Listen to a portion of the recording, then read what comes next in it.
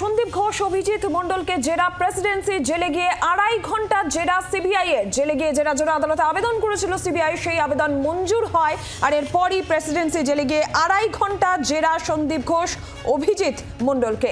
পিয়ালি রয়েছেন আমাদের সঙ্গে, পিয়ালির কাছ থেকে আপডেট নেব। পিয়ালি, একেবারে দেখো, আজকে সিবিআই তদন্তকারী অফিসারদের একটি দল দুপুর 2:30টা নাগাদ প্রেসিডেন্সি সংশোধনাগারে যায় এবং সেখানে গিয়ে আরজি করে চিকিৎসকের ধর্ষণ এবং খুনের মামলাতে তারা আবার অভিজিৎ মণ্ডল এবং সন্দীপ ঘোষকে তারা জেরা করেন। গতকালকেই তারা আদালতে আবেদন জানিয়েছিল এবং যে কারণে তারা জেরা করতে চাইছেন তার কারণ হিসেবে উল্লেখ করা হয়েছিল যে তাদের যে মোবাইল ফোনগুলো সেই মোবাইল ফোনের ডেটা এক্সট্রাকশন করে বেশ কিছু তথ্য তারা পেয়েছেন এবং তার পাশাপাশি টালা থানার যে সিসিটিভি ফুটেজ সেইগুলো থেকে বেশ কিছু তথ্য তারা পেয়েছেন, সেইগুলো যাচাই করার জন্য এই দুজনকে জেরা করার প্রয়োজনীয়তা রয়েছে। যদিও গতকালকে তাদের দুজনকে কাস্টাডিতে নেওয়ার জন্য আবেদন জানিয়েছিলেন, কিন্তু কেন তারা সমস্ত ফুটে এবং যখন এই ধরনের এভিডেন্স তারা পেয়েছেন কেন তারা কাস্টাডিতে নেওয়ার প্রয়োজনীয়তা মনে করছেন তারা জেলে গিয়ে জেরা করতে পারেন এরকম পরামর্শ দিয়েছিল।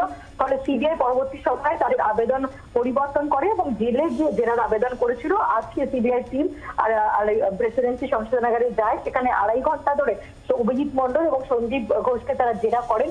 যে তথ্য তাদের মোবাইলের ডেটা এক্সট্রাকশন থেকে তারা পেয়েছেন এবং সিসিটিভি ফুটেজ থেকে যে তথ্য এসে সেই সমস্ত বিষয় নিয়ে তাদের জেরা করা হয় বলে সূত্রের খবর।